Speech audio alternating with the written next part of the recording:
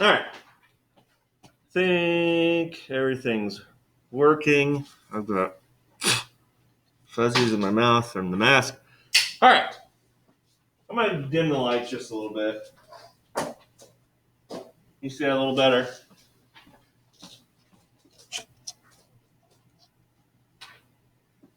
Okay. So, chapter 1 is, again, an introduction or kind of a refresher, if you will, of stuff you've learned over the last couple of years, okay? Looking at matter and measurement. That second one, measurement, is going to be a big component, especially for the first handful of chapters, okay? Now, as homework from last night, you were to have read sections 1 and 2. What are some of the things you took away from that? What are some of the things you took away from the sections? Drake, don't. You're so enthusiastic to raise your hand. What'd you think of?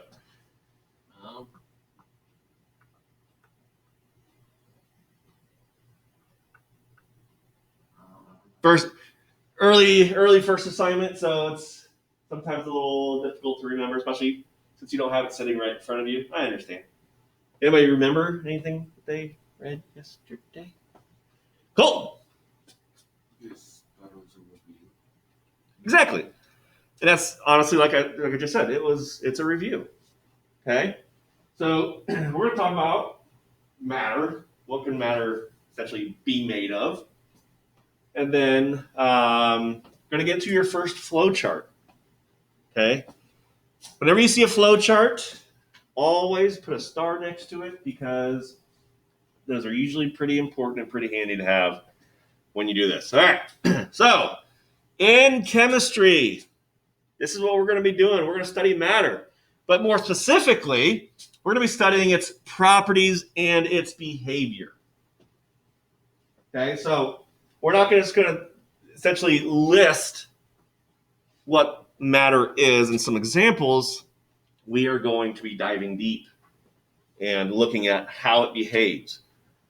You know, what properties do they have and why do they have those particular properties? So, matter, as you've been probably hearing since you were in junior high, is anything that has mass and takes up space. So that's why whenever someone says, you know what, you matter. Well, yes, scientifically speaking, yes, I did. Thank you very much. Okay?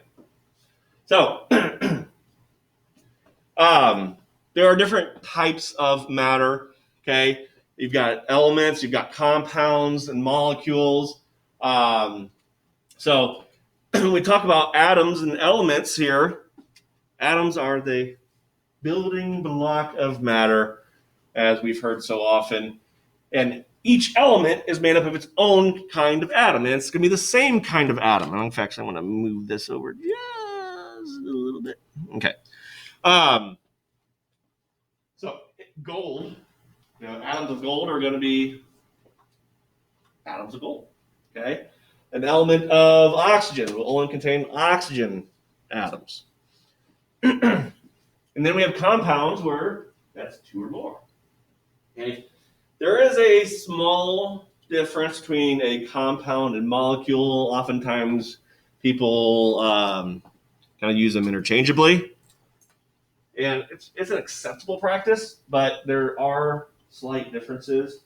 And we'll talk about those later on in the year. Let me tell you. You're going to freeze up on me right now, huh? Great.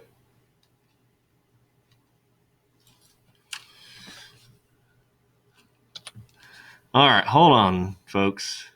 My computer decided to freeze. Okay. There we go. Oh, states of matter, which we typically see, solid, liquid, and gas.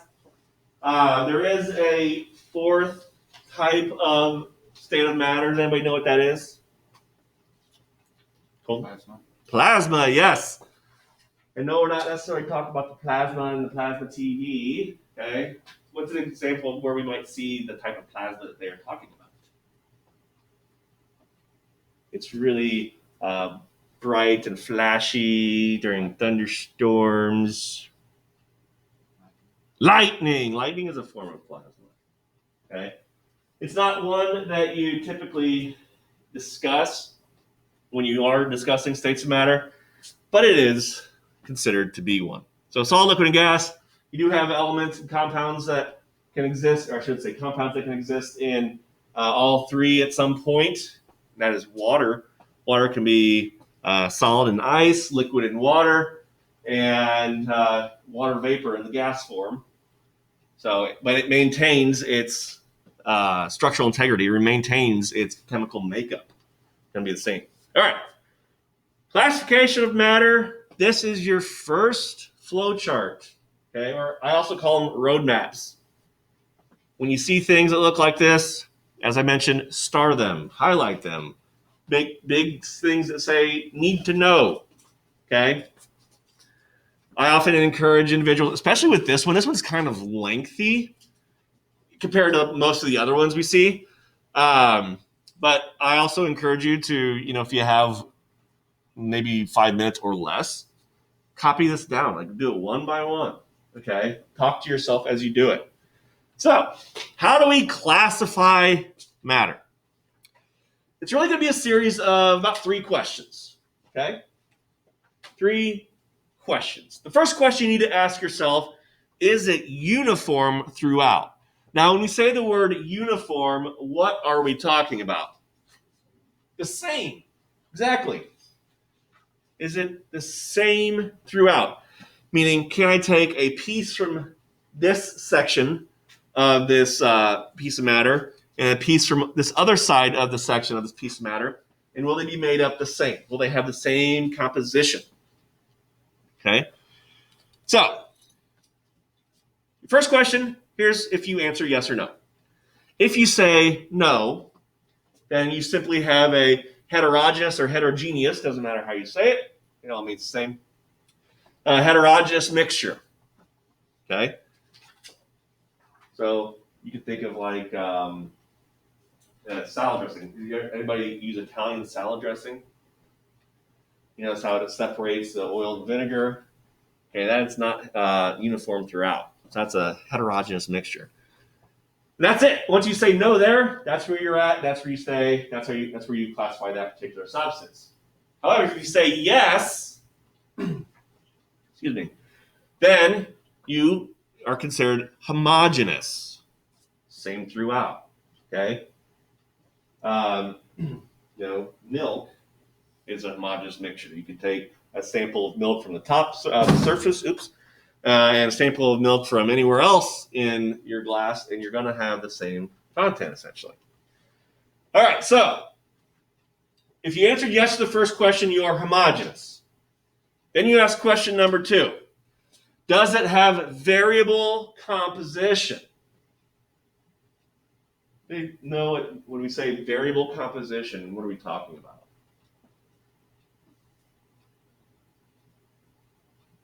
Break it down. Variable means what?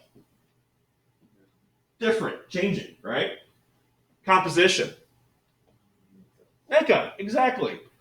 Does it have different makeup? Meaning, if you were to go to a source, like a mine, okay? You go to a mine, you obtain this specific type of matter, and then another mine somewhere else also obtains this type of matter that you're getting, okay? They have 2 different sources. Is the chemical makeup the same, or does it vary greatly?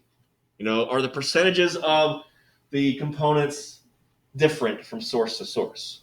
Okay, like water, typically water, you'll find is pretty much the same throughout the world.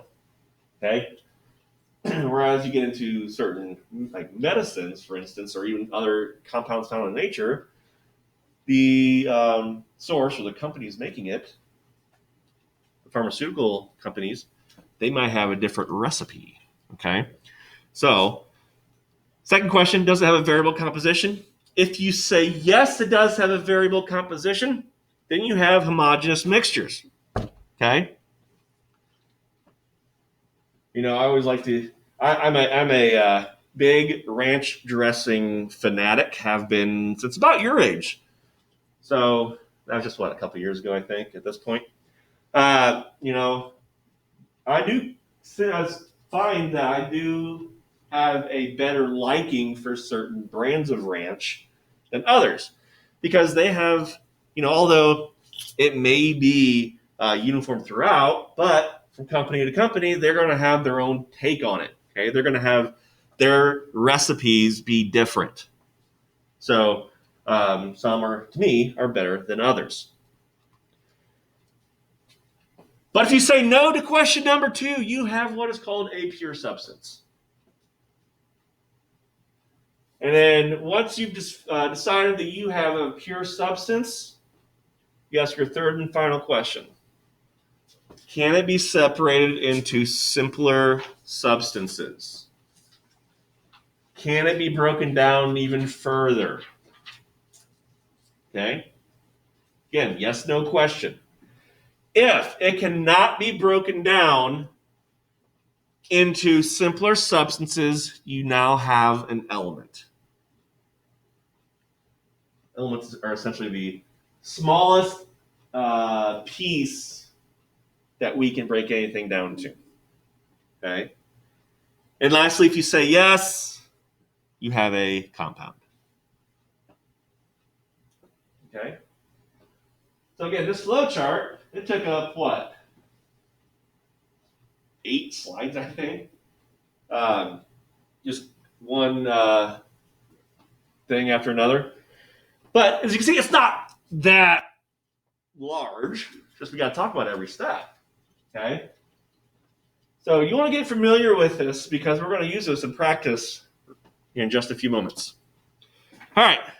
Before we get into that, when we classify matter, it also brings us the idea of the law of constant composition. Okay? Observation that the elemental compositions of a pure compound is always the same. Okay? Pure compound. Oftentimes when we look at salt, okay? Table salt, let's go with that, okay? Table salt will always be sodium chloride, NaCl. No matter where you get it. Okay? It's always the same. It's always that same ratio. 1 sodium, 1 chlorine. The pure compound has the same composition and properties regardless of its source. Again, we mine it here, or we wait for some salt bodies of water to evaporate, which they do all the time, seasonally, and we harvest that salt. That is going to be, the same. No matter where we get it from, it's always going to be that same composition. Now, there are some individuals in the scientific community that feel that compounds that are made in laboratory settings, which they're made all the time, have some slight fundamental differences between the laboratory made and the nature made. Okay? But they still typically have the same composition. Okay? Again, it's kind of I wouldn't say hot topic or big debate. It's just contested in some places. All right. Let's talk about how we use this chart.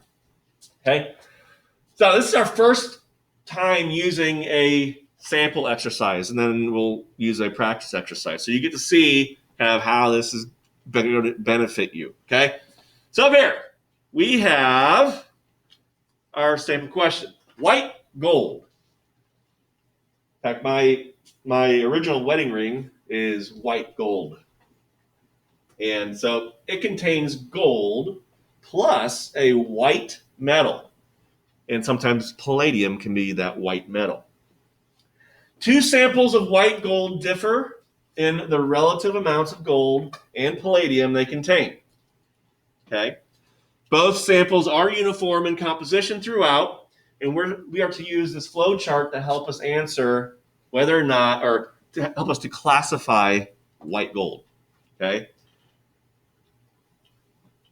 So when we do questions like this, when we do a question on a quiz, when you do a question on your problem set, when you do questions on your test, reading it just that one time isn't going to be sufficient. You need to get in the habit of reading questions at least 2 times through, because the first time, all you're simply trying to do is see what's being asked.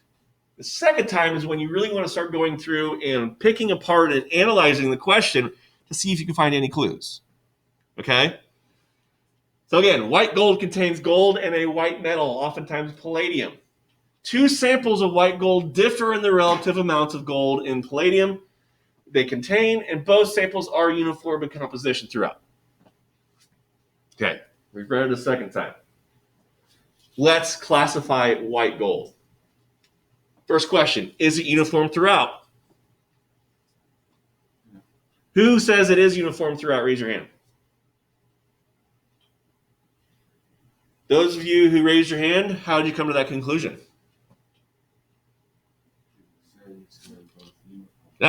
See what you can find out from a question? Yes, it says both samples are uniform. They told us, right? All right. Now, before we continue any further, I'm going to show you that it'll state the solutions and explain the solutions to you with the sample questions. Okay?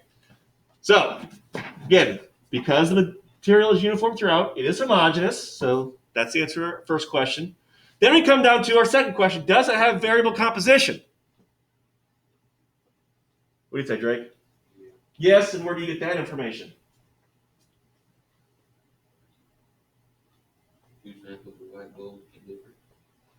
Exactly. Again, it's told to us right there. 2 samples of white gold can differ in the relative amounts of gold and palladium. So, does it have variable composition? We say C. White gold is a homogeneous mixture. Or homogeneous, again, however you want to say it. So there you go. Once you got that answered, you're done with that question. So white gold is a homogeneous mixture. Let's do another sample question here. Aspirin is composed of 60% carbon, 4.5% hydrogen, and 35.5% oxygen by mass, regardless of its source. Again, we are to use this flowchart to help us answer. All right. We all know what aspirin looks like, right? Off a little white pill. Okay? Helps with inflammatory issues, pain. Also helps to thin out blood sometimes. But if you look at that white pill, does it appear that it is different throughout that pill? Meaning, does it look pretty uniform throughout that pill? If I take a little chunk from one side of that pill and a chunk from another side of that pill, I'm probably going to have the same components and the same ratios, right? You would think about that? So, is it uniform throughout? Yeah, I say so. I say it's uniform throughout. So, we know it's homogeneous. Now, does it have variable composition? What do you think about it, Alyssa? Does it have variable composition? No. Where do we find that out? In the 60% carbon, 4.5% hydrogen, and 35.5% oxygen. Exactly. And then it goes on to say, regardless of its source. Very good. So yeah, no matter where we're going to get it from, in order to be called aspirin by certain chemical and medical standards, it has to be that composition. So, Question number 2, we answer it with a no. Okay. We now have a pure substance. And then we have our last question we ask. Can it be separated into simpler substances? Matthew, what do you think? Yes. Yes, it can. Because it's composed of all these various elements. So we can still break aspirin down a little further. I should say separated a little further. So our third and final question, the answer is yes, we have a compound. That's that. That's how you classify matter. Questions on how you use this flowchart. Everyone see the benefits of flowcharts. They essentially tell you how to solve problems. You're going to see quite a few flowcharts over the first 5 chapters. Again, I highly recommend that you write them down. Talk to yourself. Trust me, people won't think you're that weird. I do it all the time. If you're talking to yourself, okay? Find ways to where you can get the steps to certain problems locked down the old noggin. It's going to be that much better for you. All right. Actually, sweet. That's actually where section 2 comes to a stop. There will be times where sections get to this point. We've got, 7 minutes left? There'll be times where, like you're probably going to see this week, where it's just going to have to go into the following class period. So it just kind of varies day by day. So what you have for this evening is read sections 3 and 4. I'll probably do it here shortly now that we got some time left. I will post the notes assignment for you to do a note summary on. Make sure you get those done. And I usually do those to be due the next day by 8 a.m. Okay, I usually give you a little bit extra time on those. Not a whole lot, but some. And then following this week, make sure you are staying on your videos, paying attention to any classroom postings or emails. And like I said, take some time this evening. Start off early. Start looking at some of the problem set questions. And the reason why I'm saying that, I'm not trying to get you to just go home and do them now, although that'd be great. I want you to go home and get an early feel for them. Okay? That way, in the week, when your first quiz is, you're not waiting till the night before trying to do these questions and having no idea and just being like, oh boy, this is going to be rough. Okay? So start work on it early to just get that feel of them. I think it'll be much better for you in the long run. Okay? I'll get that posted. I'm going to now stop the video eventually. And I'll get that posted.